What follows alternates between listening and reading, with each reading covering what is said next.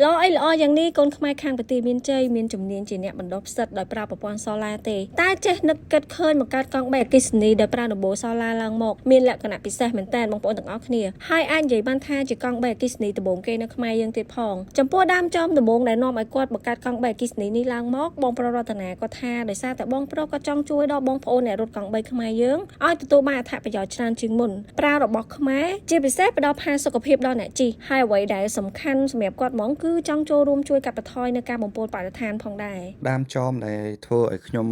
ចង់បង្កើតកង់3នេះឡើងដោយសារតែខ្ញុំនៅទីក្រុងភ្នំពេញហើយក៏បានជិះនៅកង់3ឥណ្ឌាដែលនាំចូលគឺវាទី1សម្លេងរំខានទី2ការចំណាយទូទៅជាប្រចាំរបស់ពួកគាត់ក្នុងមួយខែគឺអត់ក្រោមពី$150ទេក្នុងការចំណាយទៅលើការចាក់ហ្គាសហើយគាត់រអ៊ូរទាំខ្លាំងពាក់ព័ន្ធទៅនឹងការបើកបរនៅក្នុងក្រុងគឺគាត់ពិបាកបើកមែនទែនដោយសារតែវាប្រភេទអង្គរិយាអញ្ចឹងគាត់ត្រូវការចាប់ច្បាច់អង្គរិយាជាប់រហូតនៅពេលណាដែលជាប់ស្តុបហើយអត់អាចបលត់ម៉ាស៊ីនបានទេកាលណាតែបលត់ម៉ាស៊ីនគឺពិបាកដេប្រឆេះវិញអញ្ចឹងហើយគាត់ត្រូវបញ្ឆេះម៉ាស៊ីនចោលដែលវាធ្វើឲ្យប៉ះពាល់បរិស្ថានធ្វើឲ្យមានសម្លេងរំខានច្រើនហើយអ្នកអង្គុយពីលើម៉ាស៊ីនហ្នឹងក៏ក្តៅហើយអារម្មណ៍វាអត់ comfort ទេអត់សុខស្រួលទេហើយដូចឃើញបញ្ហាជាច្រើនដែលត្រូវដោះស្រាយខ្ញុំក៏មានគំនិតមួយថាបើសិនជាមានប្រភេទកង់3 EV ជារបស់ខ្មែរយើងមួយដែលស្ងាត់ស្រួលជិះទៅបូមវាទុនហើយមាន app មានអីជារបស់ខ្មែរហើយមិនគិតភាគរយពីពួកគាត់ហើយពួកគាត់អាចចំណេញក្នុងរយៈមួយខែគឺគាត់អត់ចាំបាច់ចាយទៅលើការចាក់ប្រេងចាក់សាំងឬមួយក៏ចាក់ហ្គាសចាក់អីខ្ញុំគិតថាល្អអញ្ចឹងហើយក៏មានគំនិតធ្វើកង់3ឡើងដែលកង់3មិនមែនធ្វើតែកង់3ទេគឺយើង build ទាំង app នៅក្នុងនឹងទៀតដើម្បីពាក់ព័ន្ធទៅនឹងមុខងារសុវត្ថិភាពពាក់ព័ន្ធទៅនឹងអាកប្បកិរិយារបស់អ្នកបើកបរសម្រាប់មុខងារក៏ដូចជាគោលបំណងធំនៃការផលិតអគ្គិសនីកង់3អគ្គិសនីនេះឡើងគឺទី1ផ្ដោតសំខាន់ខ្លាំងបំផុតគឺខ្ញុំស្រឡាញ់បរិស្ថាននិយាយស្មោះត្រង់គឺខ្ញុំស្រឡាញ់ចូលចិត្តការប្រើប្រាស់ប្រព័ន្ធ green energy នេះអញ្ចឹងហើយខ្ញុំធ្វើឡើងគឺដើម្បីជួយដល់បរិស្ថានជួយដល់ជីវភាពអ្នកបើកបរដូចកង់3ឥណ្ឌាអញ្ចឹងទី3អ្នកជិះក៏គាត់មានអារម្មណ៍ផាសុកភាពហើយក៏ចំណាយតិចដែរឬក៏អាចថ្ងៃក្រោយទៅយើងអាចនឹង free សម្រាប់សេវាសាធារណៈមួយចំនួនអាហ្នឹងគាត់តែយើងគិតទេព្រោះអីជាប្រព័ន្ធ EV ហើយថ្ងៃក្រោយនឹងឈានដល់ប្រព័ន្ធ auto pilot ទៀតប្រភេទ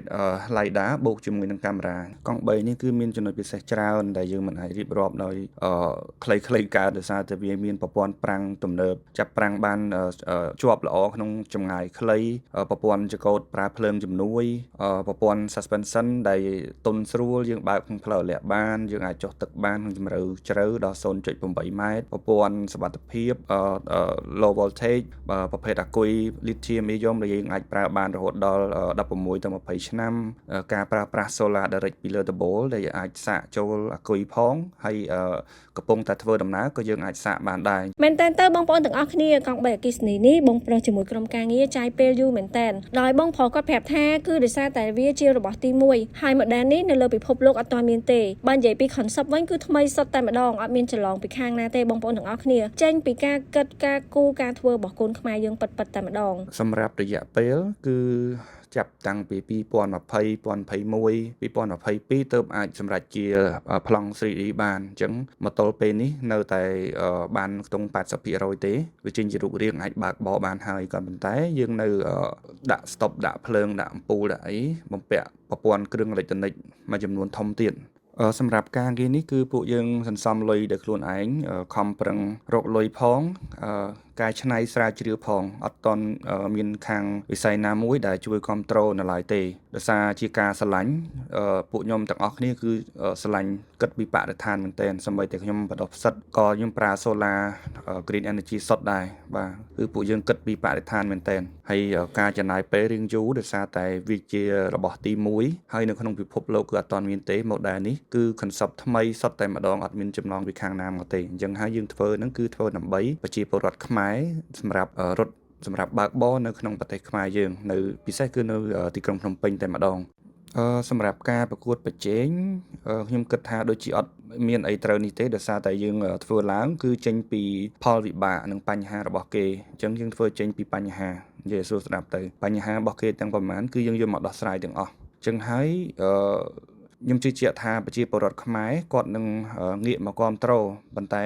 ប្រមាណភាគរយខ្ញុំមិនដឹងទេក៏ប៉ុន្តែខ្ញុំជឿជាក់ថាភាគច្រើនបើសិនជាតម្លៃនៃការជិះប្រកាសជាធូរជាងហើយបើសិនជាប្រជាពលរដ្ឋខ្មែរដែលគាត់មិនថាទោះជាស្រឡាញ់មិនស្រឡាញ់តម្លៃធូរជាងល្អជាងស្ងាត់ជាងសុវត្ថិភាពជាងចង់មិនចង់គឺត្រូវតែអាចនឹងងាកមករកហើយបាទអញ្ចឹងហើយខ្ញុំគាត់ថាគិតថាអាចនឹងទៅរួចសម្រាប់ថ្លៃដើមនៃការផលិតអានឹងគឺជារឿងសំខាន់ដោយសារតែយើងធ្វើត្បិតតែយើងផលិតចូល70ឬ80% នៅក្នុងស្រុកមែនក៏ប៉ុន្តែរបស់ខ្លះគឺយើងនាំចូលហើយនាំចូលស្ទើរតែជារបស់ល្អទៀតក៏ប៉ុន្តែសម្រាប់ផលិតទ្រង់ទ្រីធំខ្ញុំគិតថានៅតែអាចប្រកួតប្រជែងបានបើសិនជាមានការគ្រប់គ្រងពីខាងក្រសួងពាក់ព័ន្ធពីខាងរដ្ឋាភិបាលក៏ដូចជាបងប្អូនប្រជាពលរដ្ឋខ្មែរយើងអញ្ចឹងខ្ញុំគិតថាអាចទៅរួចថ្លៃដើមនឹងមានតម្លៃអាចនឹងប្រហាក់ប្រហែលឬក៏អាចទាបជាងរបស់ដែលនាំចូលទៀតផងបាទបន្ទាប់ពីបានស្ដាប់ការរៀបរាប់យ៉ាងក្បោះក្បាយបបងផងហើយខ្ញុំពិតជាមានមោទនភាពចំពោះគាត់មែនទែនអញ្ចឹងខ្ញុំសង្ឃឹមថាពុកម៉ែបងប្អូននឹងជួយគាំទ្រសមិទ្ធផលរបស់កូនខ្មែរយើងទាំងអស់គ្នាដែលខិតខំបង្កើតឲ្យមានកង់បីអគ្គិសនីដែលជារបស់ខ្មែរយើងណាអញ្ចឹងសម្រាប់វីដេអូខ្ញុំថ្ងៃនេះមានតែប៉ុណ្្នឹងទេអរគុណសូមជម្រាបលាជួបគ្នានៅវីដេអូក្រោយ